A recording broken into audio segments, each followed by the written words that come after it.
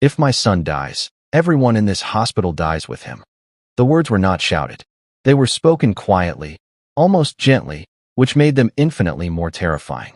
Dominic Salvatore stood at the window of the private wing, his back to the doctors who had just delivered another round of bad news, his reflection a dark silhouette against the glass.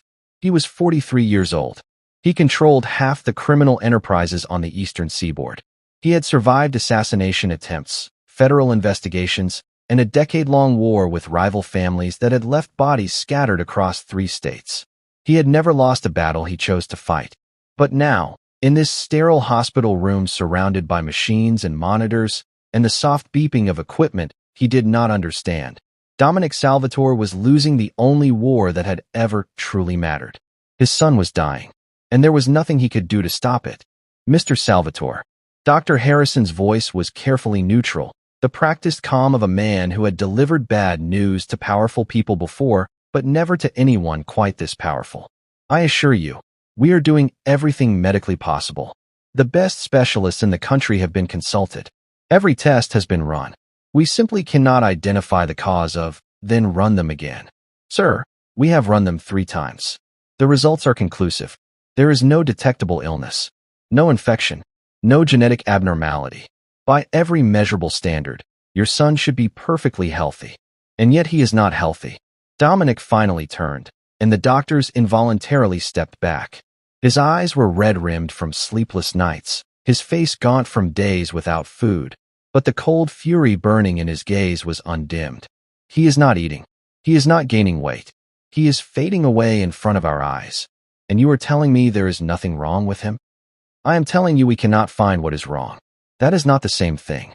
Dominic moved closer, and the temperature in the room seemed to drop by several degrees. "My son is 8 days old. His mother died giving birth to him. He is all I have left of her." His voice cracked almost imperceptibly. "Find what is killing him, or I will find someone who can." He walked out of the room without waiting for a response, leaving behind a cluster of terrified physicians who knew their lives depended on solving a puzzle that had no apparent solution. If you are not already subscribed, you need to stop right now and hit that button. Turn on notifications, because what happens next in this story is going to change everything you think you know about this baby, this boss, and the woman who notices what everyone else missed. The private wing had been transformed into a fortress. Armed guards stood at every entrance. Security cameras monitored every hallway. Visitors were screened, searched, and escorted by men whose suits did little to hide the weapons beneath. No one entered without Dominic's explicit permission, and even the hospital's most senior administrators approached the floor with visible nervousness. It had been this way since the moment Dominic's wife, Isabella, had been rushed to the hospital 9 days ago with complications from her pregnancy. She had been young, 26 years old, and so desperately in love with a man whose darkness she had chosen to overlook. Their marriage had been brief but genuine, a rare spot of light in Dominic's shadow-filled existence. When she told him she was pregnant, he had wept, the first tears he had shed since his own mother's funeral 20 years before. And then, during a delivery that should have been routine, something had gone wrong. A hemorrhage that could not be controlled, blood loss that no transfusion could replace. Isabella had lived just long enough to hold her son once, to whisper his name, Marco, before her eyes closed forever. Dominic had been holding her hand when she died. Now he held vigil over their son, watching the infant grow weaker by the hour, watching the monitors display numbers that should have been climbing but were instead falling, watching his entire world slip through his fingers like water. The nursery was private, a single room converted specifically for Marco, filled with equipment that could rival any NICU in the country. Nurses rotated in 8-hour shifts, chosen for their experience and their ability to withstand the pressure of working under armed surveillance. Most of them lasted 3 or 4 shifts before requesting transfers. But one had stayed. Her name was Grace Okonkwo. She was 32 years old, Nigerian by birth, American by education, and one of the most experienced neonatal nurses at St. Michael's Hospital. She had worked the night shift for the past 6 nights, arriving at 11 and leaving at 7, her presence so quiet and competent that she had become almost invisible. Almost. Grace noticed things. It was her gift and her curse. a hyper-awareness of detail that had made her an exceptional nurse, but had also made her life difficult in ways she rarely discussed. She noticed when medications were administered too early or too late. She noticed when equipment was calibrated slightly off. She noticed the microscopic changes in an infant's color or breathing or muscle tone that could signal the difference between recovery and crisis. And tonight, on her 7th consecutive shift with baby Marco, Grace noticed something that made her blood run cold. Drop a comment right now and tell me what you think Grace noticed. What detail could everyone else have missed? I want to hear your theories because this story is about to take a dark turn. It was 3 in the morning when Grace saw it. She had been adjusting Marco's foreline, a routine task she had performed thousands of times, when her fingers brushed against the adhesive tape securing the needle to his tiny arm. Something felt wrong. Not dramatically wrong, not obviously wrong, but wrong in a way that made her training kick in before her conscious mind could catch up. She paused, looked closer, examined the tape under the dim light of the monitoring equipment. The adhesive pattern was different. It was such a small thing, insignificant to anyone who was not looking for it. The tape used to secure IVs had a specific texture, a specific way it caught the light. Grace had handled it so many times that her fingers knew the feel of it instinctively. This tape was different. Same brand, same color, but the adhesive pattern was slightly off, manufactured in a different batch, or perhaps a different facility entirely. Someone had changed Marco's tape. Recently, within the last few hours, Grace's heart began to pound. She looked at the bag hanging above the crib. It was labeled correctly, the same nutritional formula the doctors had prescribed. Same dosage, same concentration. Everything appeared normal. But Grace had learned long ago that appearances could lie. Moving carefully, trying not to attract the attention of the guard stationed outside the nursery door, she lifted the bag from its hook and examined it more closely. The label was perfect, professionally printed, properly attached. The fluid inside was the right color, the right consistency. And then she saw it. A pinhole. So small it was almost invisible, located at the bottom corner of the bag, concealed by a fold in the plastic. The kind of hole that could be made with a needle. The kind of hole that could be used to inject something into the bag without breaking the seal. Someone was poisoning this baby. Grace's hands began to tremble. She set the bag down carefully, her mind racing through the implications.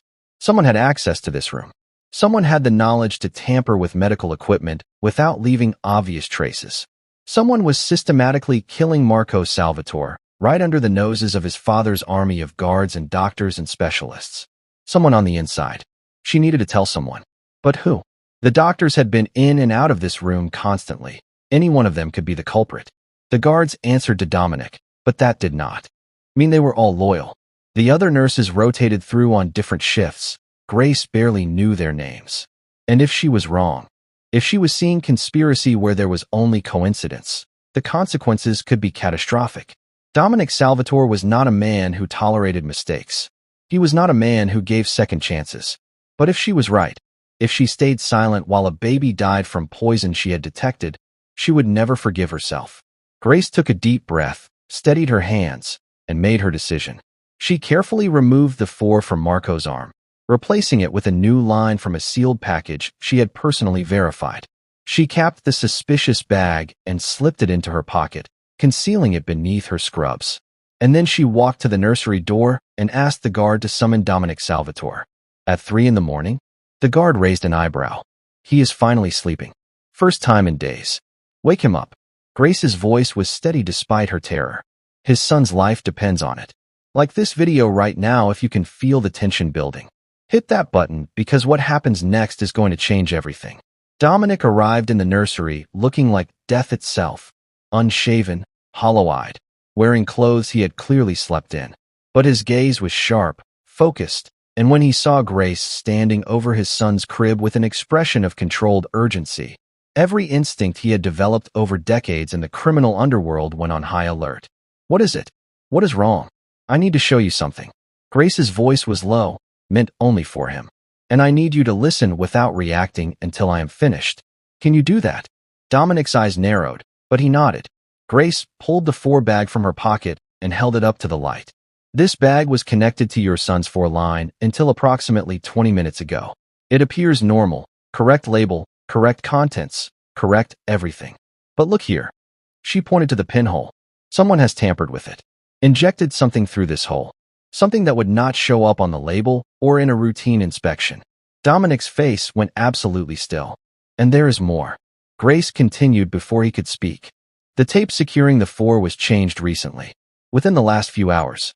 The adhesive pattern is different from the tape I personally applied at the beginning of my shift. You are saying someone came into this room, past my guards, past the cameras, and poisoned my son's medication. I am saying that is the most likely explanation for what I have found. Yes. Who? I do not know. But it has to be someone with access. Someone who knows the hospital, knows the routines, knows how to avoid detection. Grace met his eyes. Someone you trust. Dominic stared at her for a long moment. Then he turned to the guard at the door. Lock down the floor. No one enters or leaves. Bring me the security footage from the past 12 hours. He paused. And bring me everyone who has been in this room tonight. Everyone. The guard disappeared. Dominic turned back to Grace. And in his eyes she saw something she had not expected. Gratitude mixed with a cold, calculating rage. You may have just saved my son's life. I have not saved anything yet. We need to find out what was in that bag. And we need to find out who put it there. Leave that to me. Dominic's voice was ice. But you stay? You are the only person in this hospital I can trust right now. Grace nodded, her heart pounding. She had just stepped into a world she did not understand, surrounded by men who killed without hesitation and secrets that could destroy her. But somewhere in that crib, a baby was fighting for his life. And Grace Okonkwo was not going to let him lose. Subscribe right now. I mean it. Turn on notifications. Because part 2 is where the secrets start to unravel, and the truth about who is trying to kill this baby is going to shock you. The toxicology report came back at dawn. Grace read it with trembling hands, struggling to understand the clinical language, but the conclusion was clear enough. The 4-bag had been contaminated with a compound that suppressed appetite and inhibited nutrient absorption, a slow-acting poison that would cause an infant to gradually waste away while appearing, by every standard test, to be perfectly healthy. It was diabolical, untraceable without specifically looking for it, and it had been administered repeatedly over the course of Marco's short life. They had been doing this since he was born. Grace set down the report and looked at Dominic, who stood motionless by the window. Every bag, every feeding, small doses, building up over time. That is why the doctors could not find anything. The poison mimics natural failure to thrive. No one would think to look for foul play. Who has access to the 4 supplies? The pharmacy. The supply closet on this floor. The nursing staff who prepare medications. Grace paused. And anyone who knows the hospital well enough to access those areas without being noticed. Dominic turned to face her, and the cold fury in his eyes made her take an involuntary step backward. I have reviewed the security footage. No one unauthorized entered this floor. Every person who came through those doors was screened, identified, and approved by my people. Then the threat is not external. No. Dominic's voice was quiet, deadly. The threat is someone I allowed into this building. Someone I believed was here to help my son. He crossed the room to a small table where he had spread photographs. Faces captured from the security footage, names written in neat handwriting beneath each image. Dr. Harrison. He has been Marco's primary physician since birth. 42 years old, excellent reputation, no known debts or vices. What about personal connections? Does he have any history with your— Grace hesitated. With your business? None that my people can find. His record is clean. Then we moved to the next. They worked through the list systematically. Nurses, technicians, specialists, administrators, anyone who had touched Marco's care or had access to the areas where his medication was prepared. Grace provided medical context while Dominic's men investigated backgrounds, finances, relationships. By mid-afternoon, they had eliminated most of the candidates. The remaining suspects numbered exactly 3. Dr. Elena Marchetti, the neonatologist who had been called in when Marco's condition first began to decline. She had arrived from another hospital 3 days after his birth and had been overseeing his care ever since. Thomas Wong, a pharmacy technician who had prepared several of Marco's 4 bags. He had worked at St. Michael's for 7 years with a spotless record. And Sophia Delgado, a night shift nurse who had covered Grace's position on her days off. She had been alone with Marco for multiple hours over the past week. Any of them could have done it. Grace studied the photographs. Dr. Marchetti has the expertise. Wong has access to the supplies. And Sophia, she stopped. What is it? Sophia was not scheduled to work on the nights she covered for me. I checked the original roster. She volunteered for those shifts specifically. Drop a comment right now and tell me who you think is behind this. Is it the doctor? The pharmacy tech? Or the nurse who kept volunteering for extra shifts? I want to hear your theories. Dominic's people located Sofia Delgado within the hour. She was not at home. She was not at the hospital. According to her bank records, which Dominic's hackers accessed in a matter of minutes, she had purchased a one-way ticket to Mexico departing at 8 o'clock that evening. She is running. Dominic's lieutenant, a scarred man named Carlo who had been at his side for 20 years, delivered the news with grim satisfaction. We have men at the airport. She will not make that flight. Do not arrest her. Follow her. I want to know where she goes, who she contacts, everything.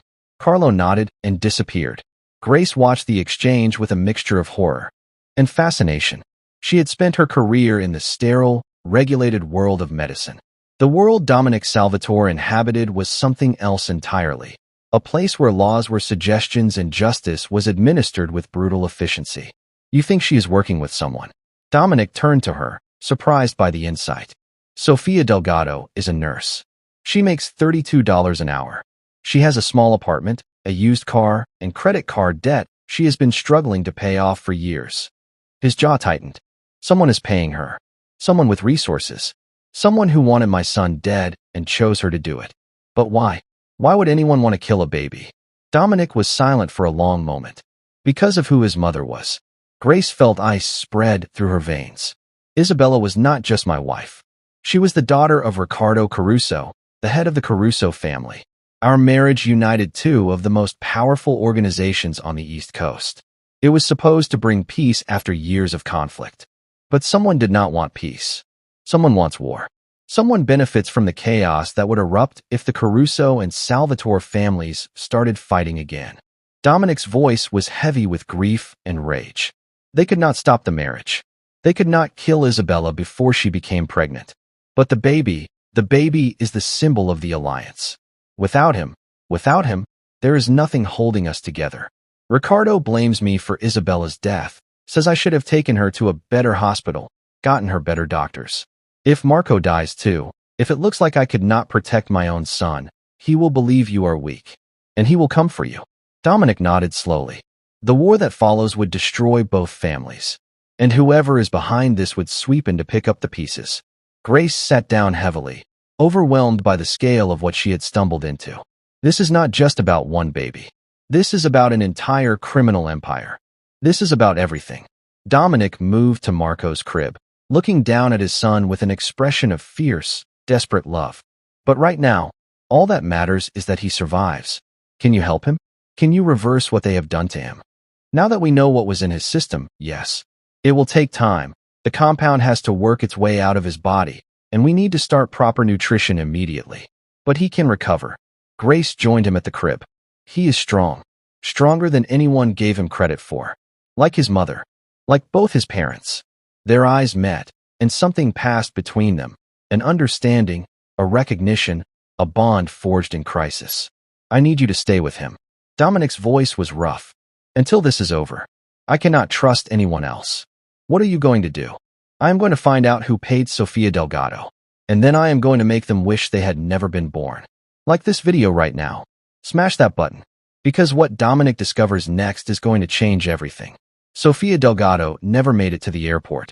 She was intercepted at a gas station 30 miles from the city, where she had stopped to meet someone. Dominic's men watched from a distance as she approached a black sedan, spoke briefly with the driver, and then handed over an envelope before returning to her car. The driver of the sedan was photographed, identified, and traced within 20 minutes. His name was Vincent Caruso, Ricardo Caruso's youngest son, Isabella's own brother. The revelation hit Dominic like a physical blow. That is not possible. His voice was barely a whisper. Vincent loved Isabella. He cried at her funeral. He held Marco in his arms and promised to protect him.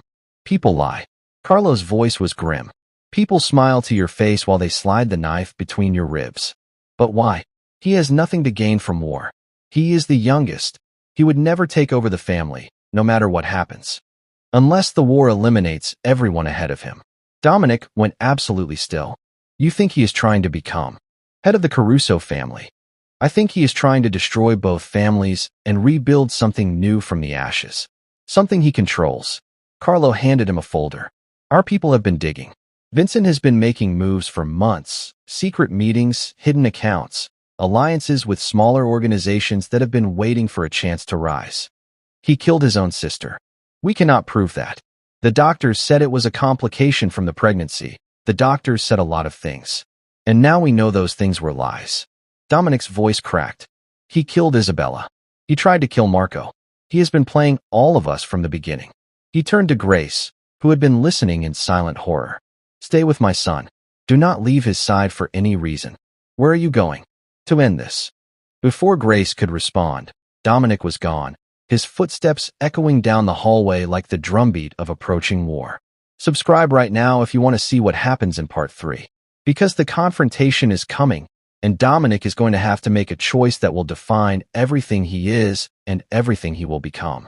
The next 48 hours were the longest of Grace's life.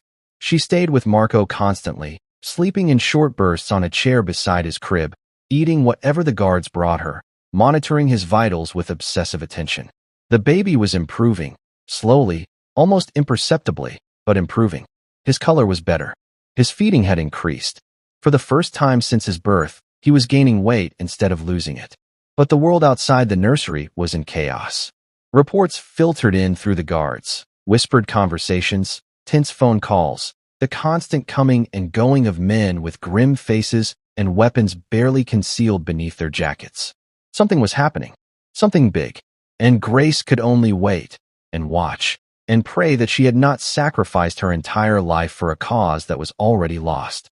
On the third day, Dominic returned. He looked different, older, somehow, and infinitely more tired. There was blood on his shirt, not his own, she could tell by the pattern, and his hands were wrapped in bandages that suggested violent contact with something or someone. Is it over? Dominic did not answer immediately. He crossed to the crib and looked down at his son, his expression unreadable. Vincent is dead. Grace closed her eyes, absorbing the finality of the words. And Sophia? She will spend the rest of her life in a place where she cannot hurt anyone else. That is more mercy than she deserved. What about the Caruso family? Will there be war? No. Dominic's voice was heavy. Ricardo, my father-in-law, did not know about Vincent's plans. When I showed him the evidence, he stopped, swallowing hard. He wept. He had lost his daughter, and now he learned he had lost his son too. Not to death, to something worse. To treachery. How did Vincent think he could get away with it? He was counting on our grief blinding us. Counting on Ricardo and me destroying each other while he waited in the shadows. Dominic finally looked at her. He almost succeeded. If you had not noticed that tape, if you had not found the poison, I was just doing my job. No. Dominic shook his head. You were doing something far more than that. You were being brave in a world that rewards cowardice. You were telling the truth when a lie would have been safer. He reached out and took her hand, his grip gentle despite the violence those hands had clearly committed in the past few days. You saved my son's life, Grace Okonkwo. I will never forget that. Never. 6 weeks later, baby Marco was discharged from the hospital. It was a quiet departure.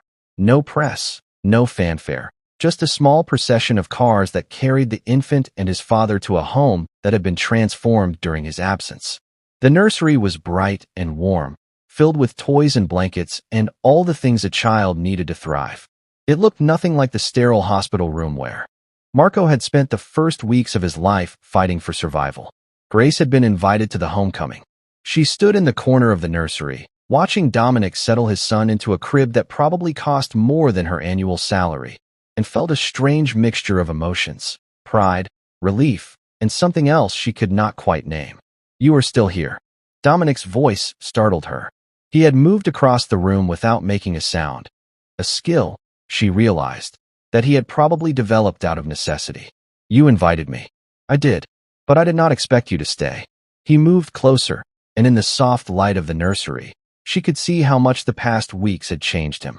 The hard edges were still there, but there was something softer beneath them now, something more human. Most people cannot wait to escape my world once they have seen what it really is. I am not most people. No, you are not. He studied her face. What are you thinking? Grace hesitated, unsure how to put her thoughts into words. I am thinking about what you said in the hospital. About the choice you would have to make. Revenge or redemption. And you chose both. She met his eyes. You destroyed the people who tried to kill your son. But you also chose not to start a war. You found a way to protect your family without burning everything to the ground. Dominic was quiet for a long moment. I thought about what you said. About strength coming from here.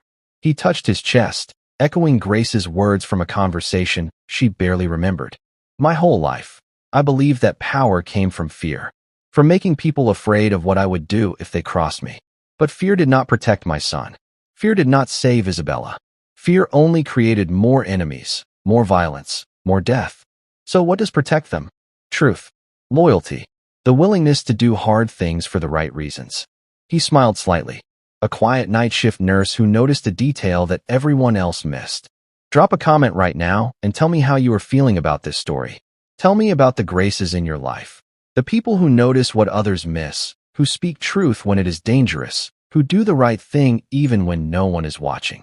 Grace stayed for dinner that night, and the night after that, and slowly, almost imperceptibly, she became part of a world she had never expected to enter. It was not a fairy tale. Dominic was still who he was, a man with blood on his hands and enemies at every turn. His world was dangerous, complicated, and filled with shadows that Grace could barely comprehend. There were nights when he disappeared for hours and returned with that haunted look in his eyes. There were phone calls that ended abruptly, meetings that happened behind closed doors, truths that she understood she was better off not knowing. But there was also Marco, growing stronger every day, learning to laugh, to reach for things, to look at the world with curiosity instead of pain. There was Dominic, who looked at his son like he was the most precious thing in the universe, which, to him, he was. And there was something building between them that felt dangerous and exciting and absolutely, terrifyingly real. You could leave, you know. Dominic said it one evening, 3 months after Marco's homecoming, as they sat together on the terrace watching the sun set over the city. Go back to your normal life. Pretend none of this ever happened. Is that what you want? I want you to be safe. I want you to be happy. He turned to look at her, and his eyes held a vulnerability she had never seen before. I cannot promise either of those things if you stay. You saved your son because you were willing to change. Because you chose a different path than the one you had always walked. Grace reached out and took his hand. Maybe I am choosing a different path too. You know what I am. What I have done.